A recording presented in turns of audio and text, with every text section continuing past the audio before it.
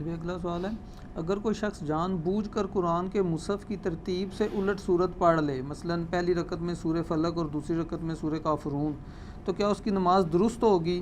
سجدہ سہو ضروری تو نہیں ہوگا؟ سب کے نزدیک نماز درست ہے اور سجدہ صاحب بھی نہیں ہے، البتہ حنفی کہتے ہیں کہ گناہگار ہو جائے گا، نماز ہو جائے گی، سجدہ صاحب بھی نہیں ہوگا.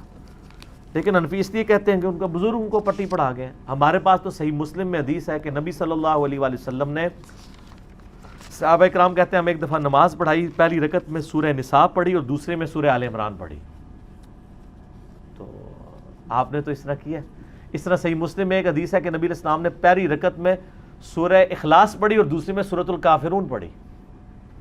تو ترتیب بدل کے پڑھنا بھی سنت ہے، دونوں طریقے سنت ہے. ترتیب سے بھی پڑھے کوئی وہ بھی سنت، ترتیب بدل کے بھی پڑھے وہ بھی سنت. سجدہ صاحب تو ویسے کسی کے نزدیک وہ کہتے ہیں جی قرآن الٹا نہ پڑھو کہیں اللہ تمہارا دل نہ الٹے کر دے. ہاں یہ باقاعدہ ان کی فقہ کی کتابیں اٹھا کے دیکھیں. قرآن الٹا کون پڑھ رہا ہے؟ الٹا تو یہ ہے کہ بھی قل هو اللہ احد ہے، اس آیت میں دال اینڈ پہ اور دال میں پہلے پڑھ دوں، جیسے وہ یہ تعویذات لکھنے والے جادوگر کرتے ہیں، آیتوں کو الٹا کر دیتے ہیں. سورت تو الٹ ہو ہی نہیں سکتی، جب میں پوری سورت پڑھوں تو الٹ کیسے ہوئی؟ قرآن الٹا پڑھنا تو نہ ہوا. اور پھر مجھے یہ بتائیں کہ قرآن کے مصحف کی جو ترتیب ہے کیا نزول کی ترتیب یہی ہے؟ تو سب سے پہلے تو آپ یہ کہیں گے اللہ نے الٹا قرآن نازل کیا ہے. 30واں پارہ پہلے نازل ہوا ہے، 30واں پارے میں جتنی صورتیں شروع میں نازل ہوئی ہیں، تو الٹا قرآن تو پہلے اللہ نے نازل کیا ہے. تو پھر آپ کیا فتویٰ لگائیں گے؟ سب کی سب جہالت ہے، ان کی علمی جہالت ہے، کیونکہ علم کے نام پہ جہالت پھیلا رہے ہیں. سجدہ صاحب واجب نہیں ہوگا. سجدہ صاحب کن چیزوں سے واجب ہوتا ہے میں نے ڈیٹیل لیکچر دیا، مسئلہ نمبر 92 آپ جا کے دیکھ لیں، یوٹیوب پہ لکھیں تو سجدہ صاحب کے 8 مقامات کون سے ہیں جن پہ سجدہ صاحب واجب ہوتا ہے، اور کون سے ایسے 5 مقامات ہیں جن پہ سجدہ صاحب واجب نہیں ہوتا، خام خواہ لوگوں نے بنایا ہوا ہے. آپ نے اکثر یہ بھی سنا ہوگا جی فرض کی تیسری اور چوتھی رکعت میں سورت نہیں ملا سکتے. بخاری مسلم میں کہ نبی علیہ السلام فرض کی تیسری اور چوتھی رکعت میں کئی دفعہ سورت ملاتے تھے، اور صحابہ کہتے ہیں زور اور اثر میں آپ اونچی آواز میں سورت کی تلاوت بھی کر دیتے تھے 1-2 آیات، تاکہ ہمیں پتہ چل جائے کہ آپ تیسری چوتھی میں بھی پڑھ رہے ہیں. سر مجھے کہنے لگے پھر کہنے دینا کہ کتابوں کا خدا اور ہے اور بابوں کا خدا اور. بابوں نے آپ کو دین نہیں دیا جو کتابوں میں ہے، اور ویسے بابے آئے تو بڑے سیانے سمجھے، اسی لیے انہوں نے بخاری مسلم کا ترجمہ نہیں ہونے دیا 1000 سال کہ ڈش یارسن.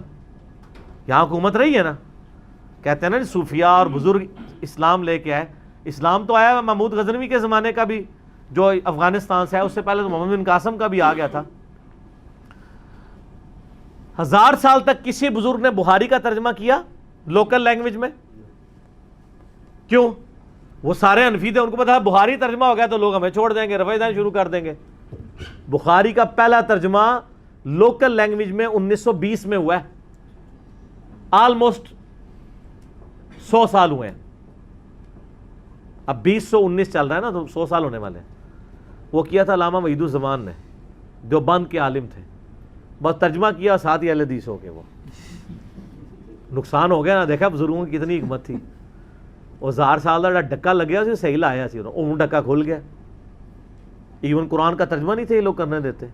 شاہ ولی اللہ دہلوی نے جب ترجمہ کیا وہ کہتے ہیں قرآن تو عربی میں تھا، اس نے فارسی میں لکھ دیا. 5 سال وہ چھپے رہے ہیں شہید ہونے سے بچنے کے لیے. ظاہر ہے اس کے پیچھے لگ گئے تھے لوگ. اب تو آپ کو بڑے مزے سے لوگ کہتے ہیں جی فلاں کا ترجمہ، یہ اعلیٰ حضرت کا ترجمہ پڑھیں، یہ شریف تھانوی کا ترجمہ پڑھیں. لیکن انیشیٹو جس بندے نے لیا ہے نا اس وقت ان لوگوں نے نہیں ہونے دیا.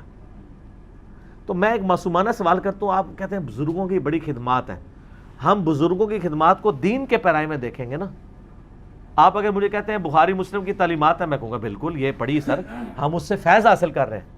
لیکن آپ کہتے ہیں نہیں فلاں بزرگ کا جو مزار بنا ہوا ہے اتنی دنیا جا رہی ہے، ان کی بڑی اسلام کے لیے خدمات ہے، تو ہم کہتے ہیں بتائیں قرآن کا کون سا ترجمہ انہوں نے لکھا ہے، قرآن کی کون سی تفسیر لکھی ہے، بخاری شریف کی شرح لکھی ہے انہوں نے؟ نہیں یہ تو نہیں کیا. تو کیا خدمت کی تھی ہے؟ روٹی کھواندے رہے نے اپنے مزار والے نوں، اور تو کچھ بھی نہیں نہ کیتا. کلمہ پڑھا دیا نا. وہ تو بخاری مسلم میں حدیث ہے اللہ فاسق سے بھی دین کا کام لے سکتا ہے. اور میں آپ کو بتاؤں یہ مان رہے ہیں، یہ کہتے ہیں ہمارے بزرگوں نے اتنوں کو کلمہ پڑھایا. آج ڈاکٹر ذاکر نائک تو پبلکلی میڈیا کے اندر سینکڑوں ہندوؤں کو کلمہ پڑھا رہے ہیں. تو بریلوی دیوبندی کیوں نہیں ان کو اولیاء اللہ مان لیتے؟ ہے پھکی، اب کہیں گے نہیں گمراہ ہے. تو آپ کے بابے اگر کلمہ پڑھاتے رہے ہیں اور ان کو ہم ان کے عقیدوں کی بنیاد پہ اگر گمراہ سمجھتے ہیں تو سر ناراض نہ ہویا کرو, بیماری تو ایک ہی ہے, اپنا ابا تو چنگا لگتا ہے. جب ہم کہتے ہیں کلمہ تو پڑھایا تھا لیکن عقائد میں خرابیاں دے کے گئے ہیں. میرا یوٹیوب پہ کلپ ہے, بالکل میں نے اس مسئلے کی انجینئرنگ کر دی ہے. انڈیا, پاکستان, بنگلہ دیش میں, برصغیر پاک و ہند میں کیا بزرگوں نے اسلام پھیلایا؟ تو میں نے بتایا کہ اسلام نہیں پھیلایا انہوں نے, اسلام نے ان کو قبول کیا ہے. انہوں نے اگر اسلام کو قبول کیا ہوتا تو یہ بدعت ادھر جاری نہ کرتے. یہ فرق اسی لیے.